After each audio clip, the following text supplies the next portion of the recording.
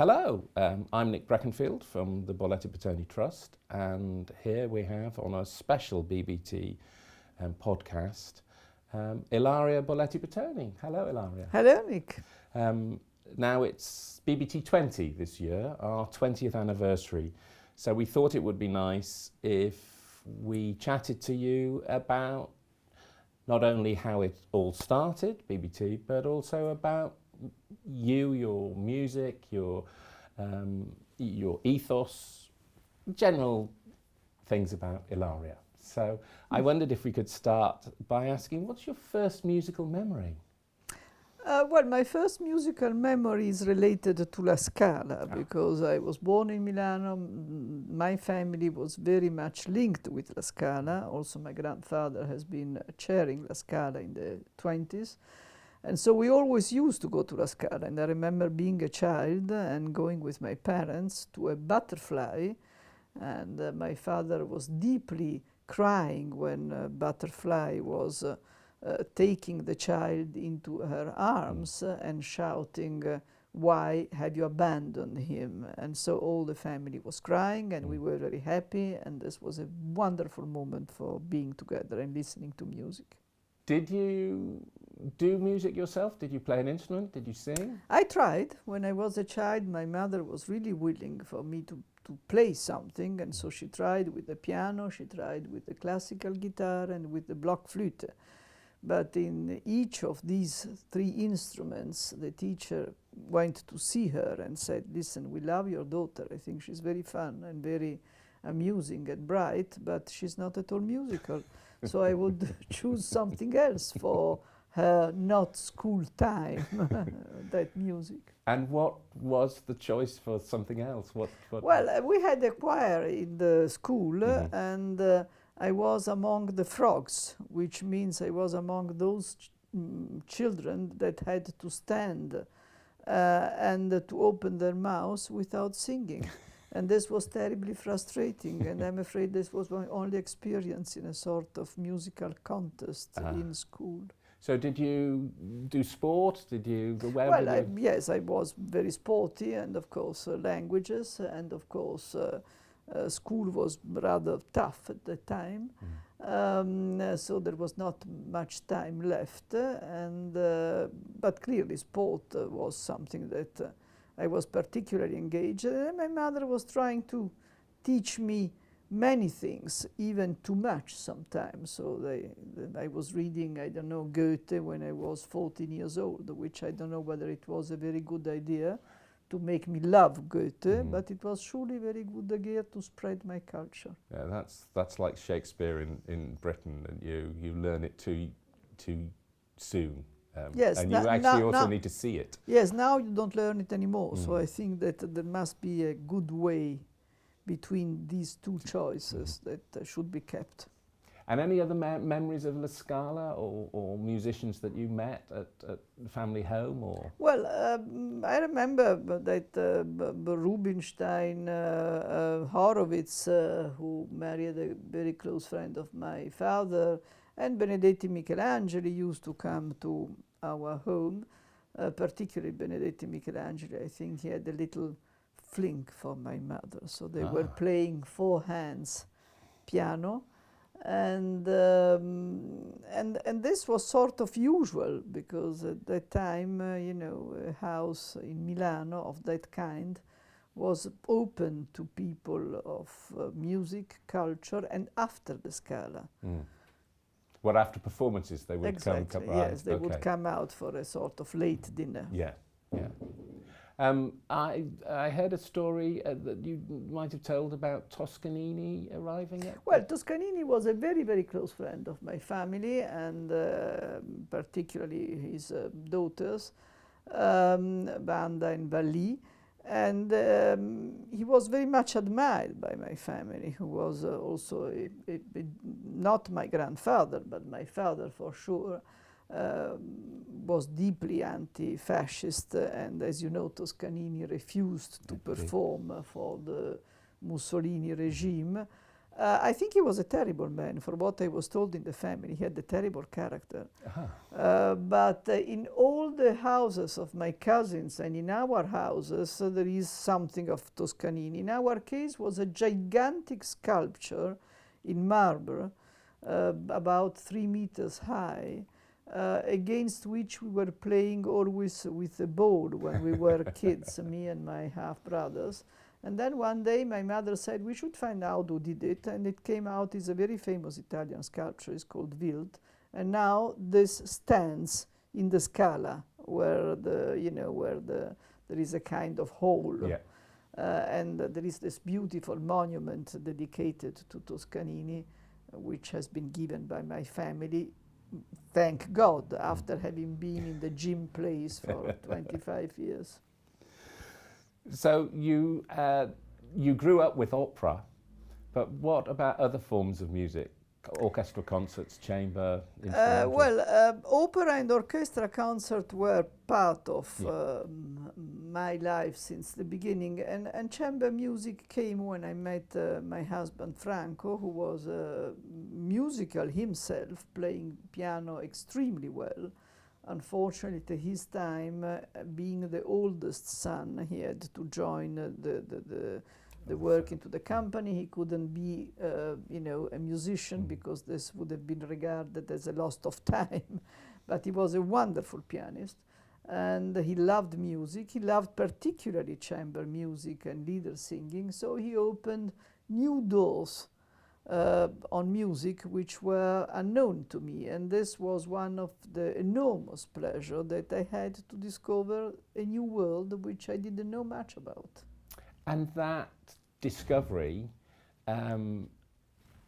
helped to formulate Borletti Buitoni Trust. Absolutely, because BBT came out from Franco's passion for chamber music, and from the fact that he was a very close friend of Mitsuko Shida. So she came to our house in Tuscany one summer, and we were sort of thinking about we could help all these chamber musicians at the beginning of their career, where they go through a very difficult time. And so that's how the idea of BB Trust came in our mind, and we decided to do it. Now, you had previously had experience of philanthropic and charitable work, but not in the music sector. Perhaps you could tell us something about that. I have to say that being Milanese, the tradition of being part of a community and somehow taking a responsibility in what's happening in this community, whether it regards school, health, or people who are disadvantaged communities, is very much part of our mentality. So there is nothing new under the sun about what I did. The little difference probably regards Africa, because Africa came into my life when I was 18 years old. It has been a great passion, and I tried to live this passion in a way which was not completely useless, meaning go and watching a lion sleeping. And I think that in this way it has been an amazing experience for me. And you've travelled in Africa and actually worked in Africa? Yes, I travelled in Africa for more than 20 years. For the first 10 years I used to spend 1 month in this hospital, which was part of a very large mission in the north of Kenya, and look after all the doctors that were coming from Europe and Italy and making some specific surgery there. And then I was chairing the Italian branch of AMREF, which is the African Medical Research Foundation. The Flying Doctors is more known in this way. And I was sort of following our programs, which were mainly in Kenya, Uganda, and Mozambique and Tanzania, I mean that part of Africa. And this was a fascinating experience, because to see on the field whether there can be an impact, is one of the best way to also to see what you can do to make it better. And your interest in that work, and obviously with your work with AMREF, there's also other foundations and charities that you are involved in Italy. Well, you know, I think it's much more interesting in life to do something that you feel is useful for other people. I mean, I've never understood people who just live thinking about their own. I mean, there are circumstances in which this is an obligation, but in most cases, particularly if people have got some, you know, some lucky privileges, as it is in my case, I think that to try to return it, try to do something that makes other people's life better, is something that brings you an enormous joy. Plus, you know, my background is a Catholic background, so I've been brought up in a sort of way that is thinking that you have to look also a little bit farther than what is under your feet. And now it has a sort of a musical soundtrack with BBT. Yes, although we are trying to do, at least in Milano, but also with BBT, not only something for music, but something with music, which I think is the point.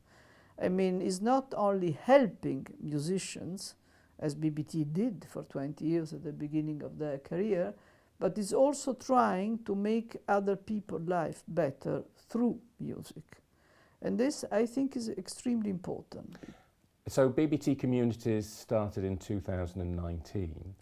We have now given grants to charities across the world, from as far as America to Africa. And we've just announced our next set in our BBT20 year. And you have been to see some of them. You know, it's rather miraculous when you see what music can do in a community. For example, I remember having seen performing an orchestra in Naples, and this orchestra has been established by a wonderful priest whom I met many years ago. And these kids would have been in the street, would have been completely lost in the street, and probably in the hand of not really legal organizations. And the fact that they could play in an orchestra and they could perform together was so important for them. And the result of this were amazing. I mean, some of these kids did choose in their future kind of studies they would have never thought about without having had this experience before. It's fantastic. So it's miraculous. Yeah. And we have, in our BBT community family, we've got a number of organisations like that one, but also those that help mentally disabled people with music, physically disabled people with music. And there's such feel-good stories. But many years ago, through BBT, we supported research in Florida, done by the university there, about the impact of music on people who have Alzheimer. And again, this was amazing, because no way that music is a way to balance. We know a lot about our brains, but not enough. I mean, I think there is still so much to know. And it's clear that music has a function in getting more balance in a brain. So I think that this research made it very clear that the music can calm people who have, you know, problems in a sort of dealing with what is happening in their brain. And in the case of Alzheimer's and dementia, the music can reopen memories. Absolutely. Because of songs that the person might have known, and it brings, you can see that it brings happiness. But also, I give you an example. During the pandemic, I mean, here in England, the pandemic was not as bad as we had it in Italy. In Italy, there was a moment where we could not go more than 200 meters far from our home, and this was at the very beginning. I used to listen to a lot of Bach music, and I suggested the people who were living in the compound where I do live to do the same. Because clearly the pandemic was something very shocking for us. We didn't go through the war, so we didn't have an idea of dying, which was except the death of people which were older in our family or sick. I mean, death was a concept which was always far from us. And with the pandemic, we suddenly realized that this could happen to any of us. So there was a moment of loss. And I think that to hear music, to listen to music, could have been an extreme help for the balance of all of us during that very, very difficult time. And now that we're through the pandemic, we face more problems in that across the world, interest in arts and funding public arts institutions seems to be on the back burner for politicians. And thus philanthropy is all the more important. I wonder if you have any views on that. Of course, I completely agree with what you say. You know, I found the politicians nowadays, I've been a politician myself as MP and also as Undersecretary in the Ministry of Culture for three governments. I found the politician nowadays completely not aware about the importance of culture, because everywhere we are complaining there is a lack of funds to cultural institutions. Now, I think this is a disaster, because I think that culture means a better community, a better living in a community. And I think that the fact that the public funds are reducing is reducing the quality of the cultural proposals. And I think that cultural is somehow a fundamental right of a community. So philanthropy, going back to your question, has to fill the gap, which is not easy. Because again, you know, you keep on having requests from science, from social institution, and all them, they deserve help. So should be really a public will and a public decision to maintain a certain level of cultural offer to the country. Hear, hear. I've got a question here that how can music help individuals and communities in times of strife and stress? And I think you may have answered this, but I particularly wanted to ask because after BBT Artists, which has been going for 20 years, after BBT Communities, which has been going for 4 years, I think there's a hope that we may bring the two together. Yes, I think we should create a sort of bridge between these two worlds. Also, I'm very impressed by the fact that a lot of young musicians, they do want to include in their work and in their performances something that has to do with helping communities to get more music and more culture. What I'm saying, something which has nothing to do with their agenda or getting a fee, but it has to do with a sort of humanitarian purpose. And more there are young musicians who have this mood. I think that the very new generations in our time are possibly the best. Now we have to get to them, which is not easy, because meanwhile there is a lot of catastrophe which has been done. But they are very sensible to make their talent and their capacity also something that may help other people. Therefore, I think that it is our duty, now that we have such a wonderful group of musicians which have been awarded in the past, and we have a number of very serious institutions that were helped through BBT Community, to create more and more links between these two worlds.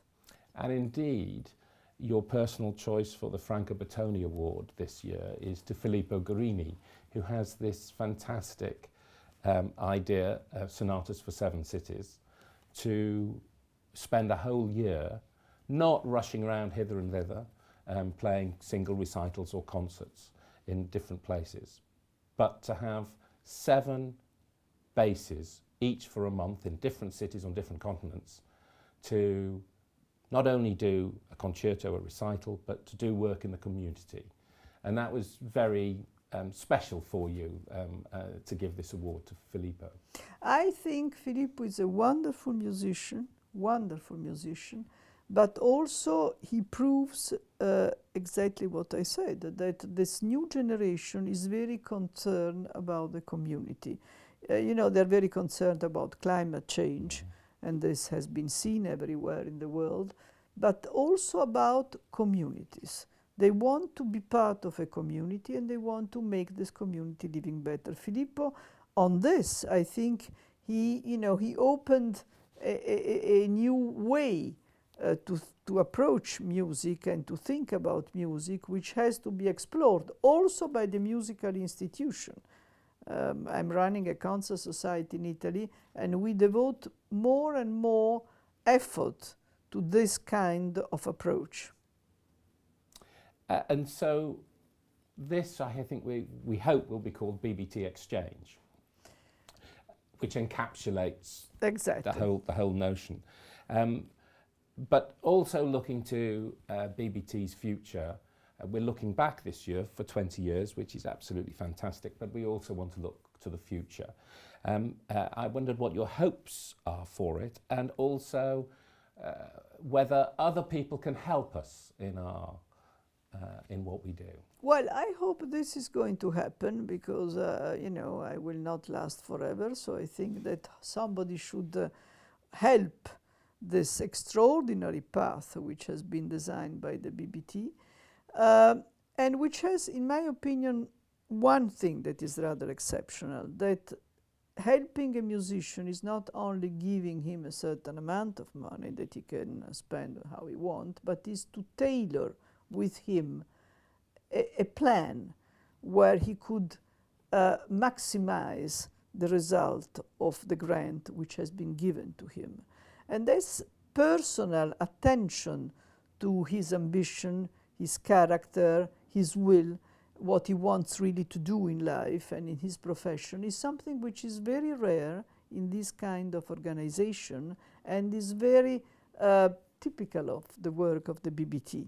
And then again, the community and the bridge between community and artist is something that makes this trust very special.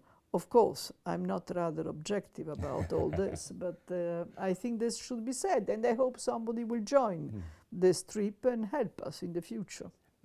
I would echo the fact that it is unique, but I am also biased working for BBT.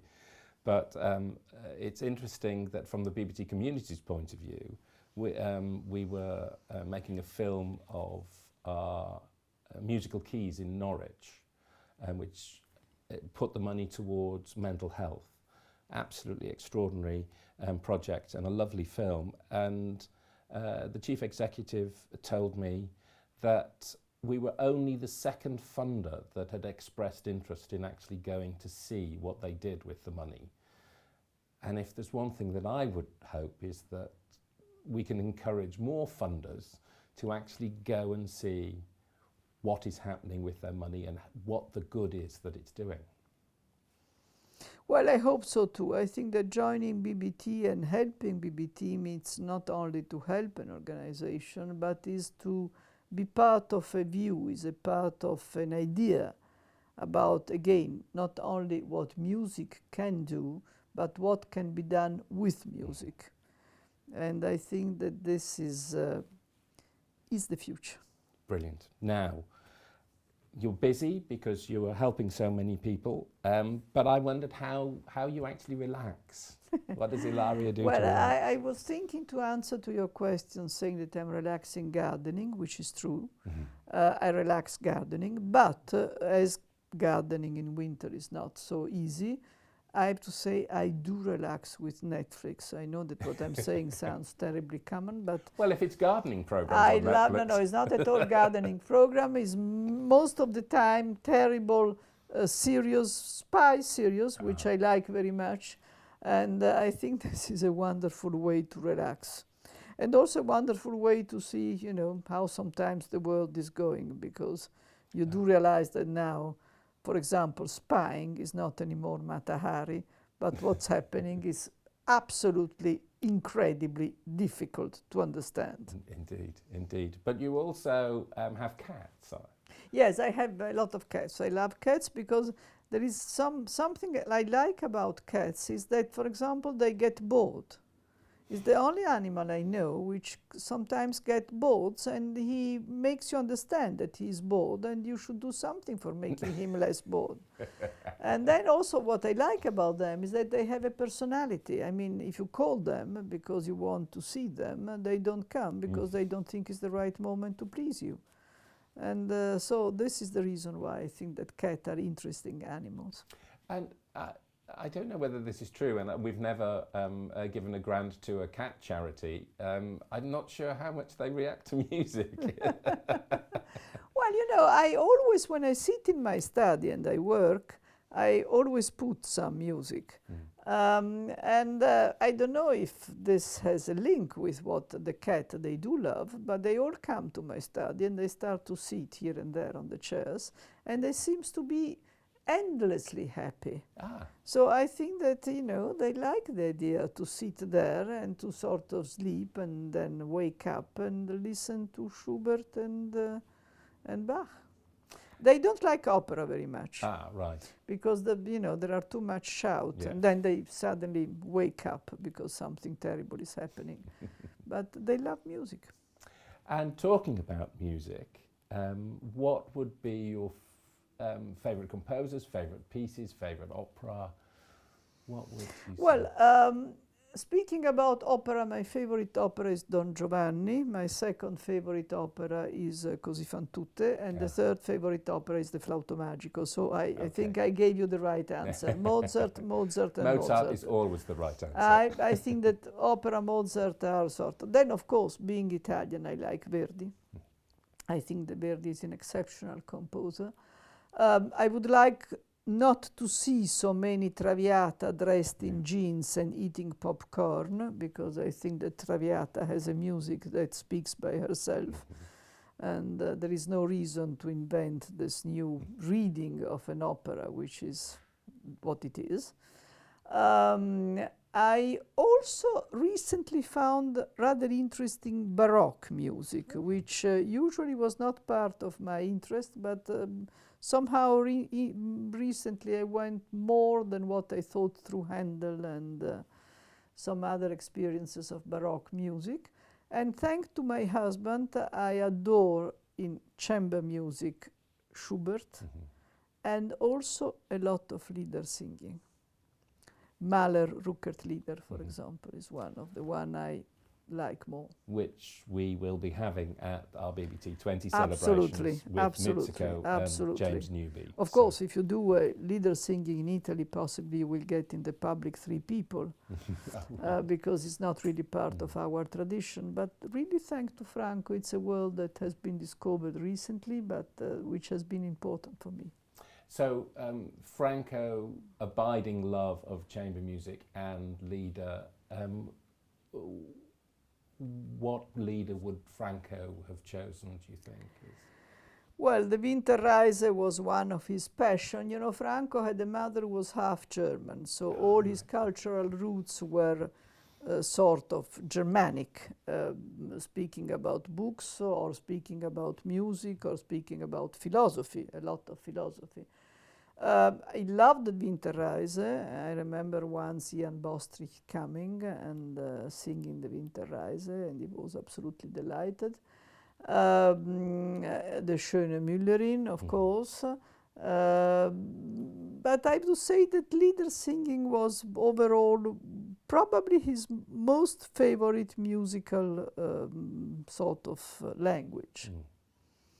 And then, of course, impromptu, Schubert impromptu, Mitsuko is one of our point of reference for this. Well, thank you very much, Ilaria, for giving us an insight into yourself and BBT.